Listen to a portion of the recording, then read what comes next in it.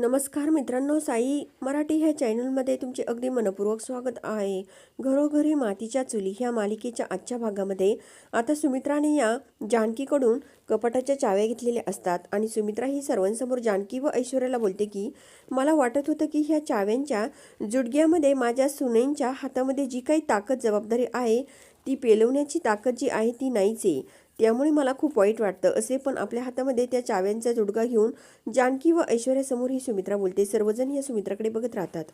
त्याच वेळेस आता सुमित्रा लगेच नाक मुरडत आतमध्ये निघून जाते. इकडे आजी पण जाते. तेवढ्यामध्ये इकडे सारंग पण आपल्या आईच्या पाठीमागे जातो. तर आता व ऐश्वर्या दोघी समोर असतात तर ऋषिकेश पण जवळच उभा असतो.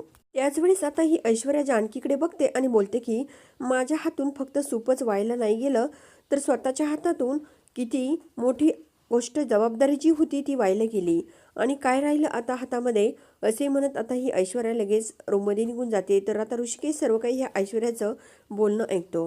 आता जानकीच्या डोळ्यात पाणी येतं. तर आता ऋषिकेश जानकीच्या खांद्यावर हात ठेवून तिला आधार देतो.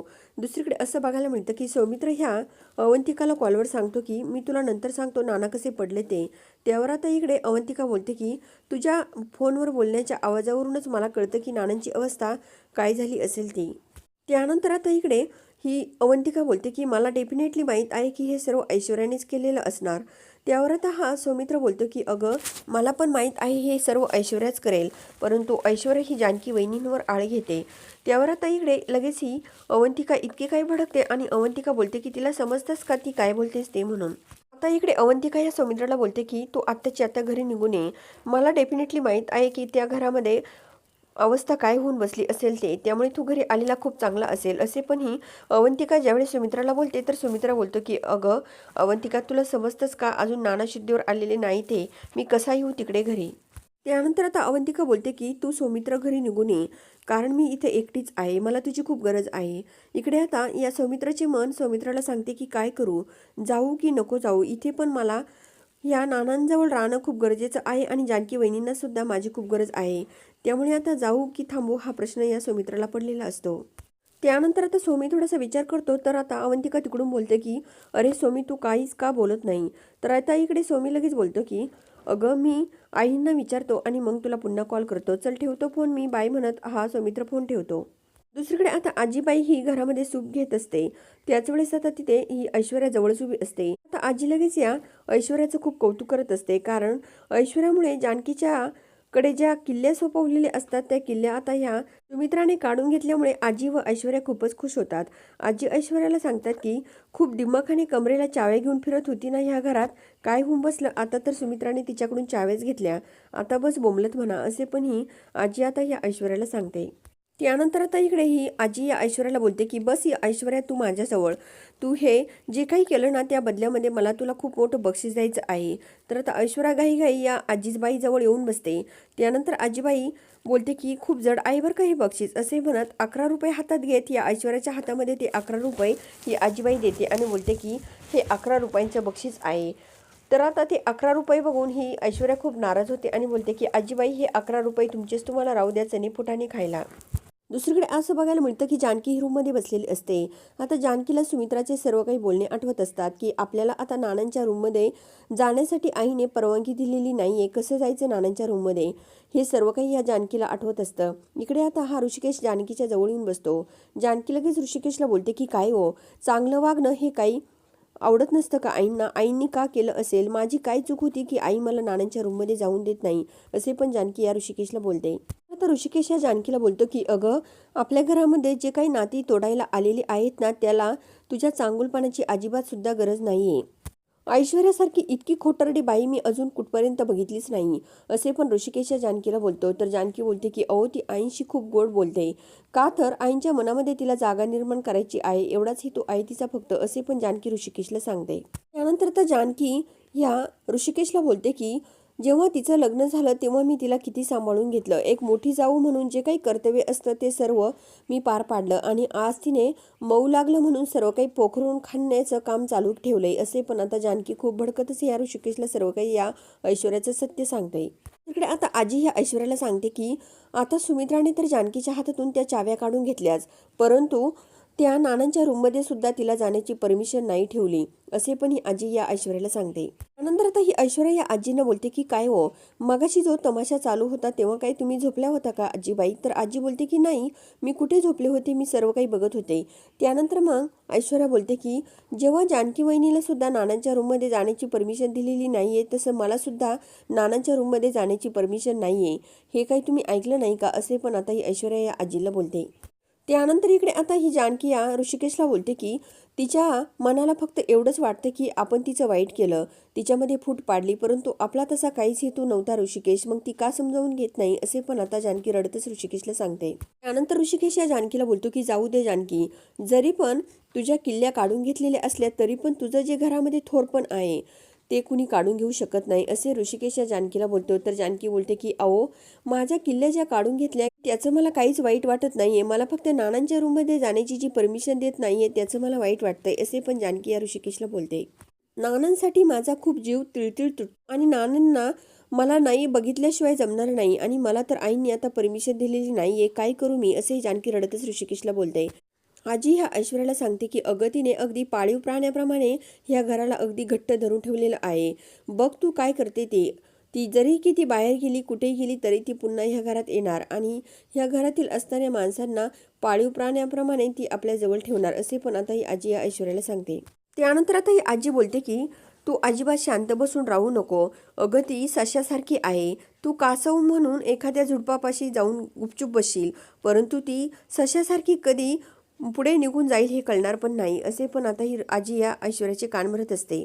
त्यानंतर आता इकडे ही ऐश्वर्या काहीच बोलत नसते, तर आता आजी बोलते की अगं, तू बोलत का नाहीस आणि तुझं डोकं काही फक्त केस राखण्यापुरतंच आहे का? त्यानंतर आजी पुन्हा ते आपल्याजवळ असणारे 11 रुपये घेते आणि ह्या ऐश्वर्याच्या हातात देत बोलते की चॉकलेट खा बरं का, ह्या 11 रुपयाचे, तू माझी एक लाडकी गुंडी आहेस, असे पण ही आजी या ऐश्वर्याला बोलते. इकडे असं बघायला मिळतं की जानकी व ऋषिकेश रूममध्ये बसलेले असतात. जानकीच्या डोळ्यातून पाण्याच्या धारा वाहत असतात. त्यानंतर जानकी ह्या ऋषिकेशला सांगते की अहो, ह्या घरामध्ये मी जेव्हापासून आले तेव्हापासून चांगलंच वागण्याचा प्रयत्न करते, तरी पण माझं आईंनी का ऐकून घेतलं नसेल. त्यानंतर ऋषिकेश या जानकीला बोलतो की अगं, नेहमी कधी जे चांगलं वागतात ना त्यांना चुकीचे ठरवलं जातं, असे पण ऋषिकेश या जानकीला बोलतो. जी व्यक्ती चुकीची वागत असते ना तिलाच नेहमी बरोबर ठरवतात आणि आता मी गप्प बसून राहणार नाही जानकी, मी याचा जाब आईला विचारल्याशिवाय राहणार नाही, असे म्हणत लगेच ऋषिकेश उठतो. तर जानकी लगेच ऋषिकेशचा हात धरते. त्यानंतर आता ऋषिकेश या आपल्या जानकीला बोलतो की जानकी, अजिबात तू मध्ये पडायचं नाही, जे काय होईल ते मी बघून घेतो, असे म्हणत ऋषिकेश लगेच इकडे आता ह्या सुमित्राच्या रूमकडे निघलेला असतो. सुमित्रा आता आपल्या रूममध्ये बसून माळजप करत असते. पुण्यामध्ये आता सारंग हा आपल्या हातामध्ये नानांसाठी जी औषधे आणलेली असतात ती घेऊन येतो आणि जानकी वहिनींना आवाज देत येतो. तर आता तिथे जवळच आता सुमित्रा बसलेली असते. सुमित्रा बोलते की काय रे, काय चाललंय? त्यावर आता इकडे सारंग बोलतो की अगं, मी ही नानांसाठी औषधे आणली आहेत. आता नानांची जी काही काळजी आहे, औषधे आहे, सर्व काही आपली जानकी वहिनी घेते, मग मला ती औषधे जानकी वहिनीकडे दिली तर जानकी वहिनी बरोबर ती औषधे नानांना देतील, असे हा सारंग या आईला सांगतो. तर आई लगेच बोलते की राहू दे ती औषधं, असे म्हणत सारंगच्या हातातून ती औषधं घेते आणि समोरच्या टेबलवर ठेवते. तर आता ऋषिकेश सर्व काही हे या सुमित्राचं बोलणं ऐकत असतो.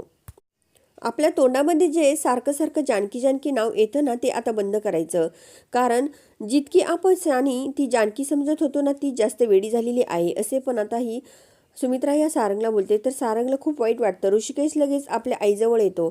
तर ऋषिकेश सारंगला बोलतो की आई, मला तुझ्याशी काहीतरी बोलायचं आहे. त्यानंतर आता ऋषिकेश सारंगला बोलतो की सारंग, मला थोडंसं आईशी महत्त्वाचं बोलायचं, तू जाऊ शकतोस का? तर सारंग ठीक आहे असे म्हणत तेथून जाऊ लागतो. इकडे आता ऋषिकेश आपल्या आईला बोलतो की आई, नेमकं कुठून सुरुवात करू तेच मला काही समजत नाहीये ग.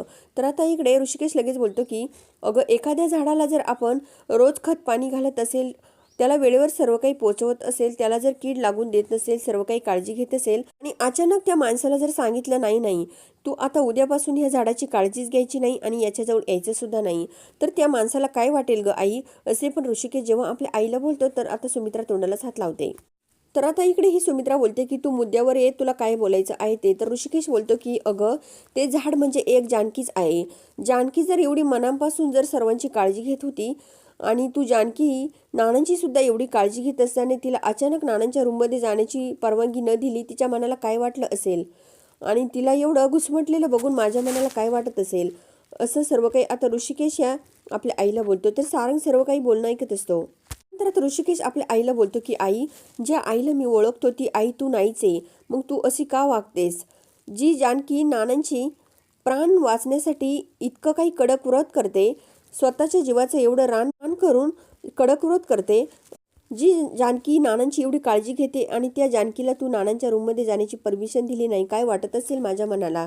अशी आई तू नाहीच आहे. असे पण आता हा ऋषिकेश जेव्हा या सुमित्राला बोलतो तर सुमित्रा उठून लगेच या ऋषिकेश समोर येते आणि बोलते की काय रे, आज तुला तुझी बायको दिसायला लागली का आणि तुझी जी आई आहे ती तुला चुकीची दिसायला लागली का? असे पण आता ही सुमित्रा या ऋषिकेशला विचारते. तर सारंग सर्व काही बोलणं ऐकत असतो.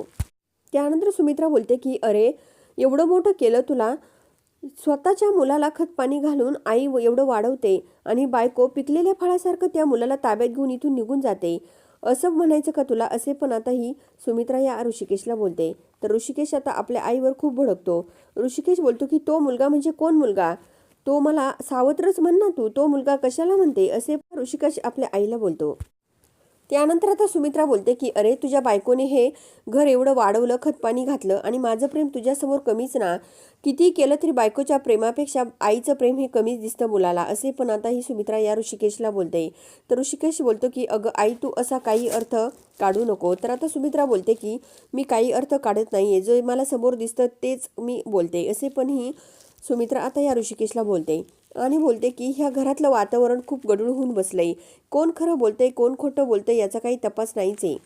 तर ऋषिकेश आपल्या आईला बोलतो की आई, मला तुला एक म्हणायचं, हे केव्हापासून सुरू झालं? जेव्हापासून दुसरी सून जेव्हा घरात आली तेव्हापासून हे सर्व सुरू झालंय. जेव्हा जानकी होती तेव्हा काही प्रॉब्लेम नव्हते, कधी वाद झाली नाही आपल्या घरात, आणि ती ऐश्वर्या आली आणि लगेच हे सर्व काही सुरू झालं. असे हा ऋषिकेश जेव्हा आपल्या आईला सांगतो तेव्हा आता सारंग हे सर्व काही ऋषिकेशचं बोलणं ऐकतो. त्यानंतर आता सुमित्रा लगेच ऋषिकेशला बोलते की नाही नाही, तू हे चुकीचं बोलतो. अरे, ऐश्वर्यामुळे नाही बदल झाला तर तुमच्या दोघांमुळे बदल झाला. कारण तुम्ही जेव्हा सावत्र आहे हे मला आता सांगितलं तेव्हापासून तुम्ही असं चुकीचं वागायला लागले, याचं मला खूप वाईट वाटतंय.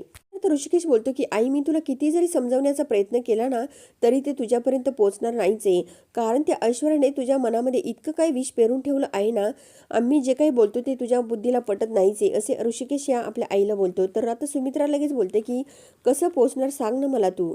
जे काही कळतंय ते फक्त तुम्हाला नवरा बायकोंनाच कळतं, मला कुठे काय दिसतंय? असे पण आता सुमित्रा या ऋषिकेशला बोलते. तर ऋषिकेश बोलतो की हो, नाहीच दिसत तुला मग आणि नाहीच कळत आई तुला काही. त्यानंतर आता सुमित्रा बोलते की आता जेव्हा नाना शुद्धीवर येतील ना तेव्हाच कळेल की नेमकं काय खरं आणि काय खोटं. असे म्हणत आता सुमित्रा लगेच ते औषधे घेऊन नानांच्या रूममध्ये जाते. तर आता इकडे ऋषिकेश खूप आपल्या आईला आई आई असा आवाज देतो, परंतु सुमित्रा काही ऐकायला तयार नसते. सारंग सर्व काही बोलणं ऐकतो आणि सारंग आपल्या मनाशी बोलतो की दादा आता जे काही बोलला हे सर्व खरं असेल ना, कारण ऐश्वर्यामुळेच हे सर्व घडतं आणि नाही नाही, ऐश्वर्यामुळे नाही घडू शकत हे, असं पण आता सारंगचं दुसरं मन या सारंगला सांगतं.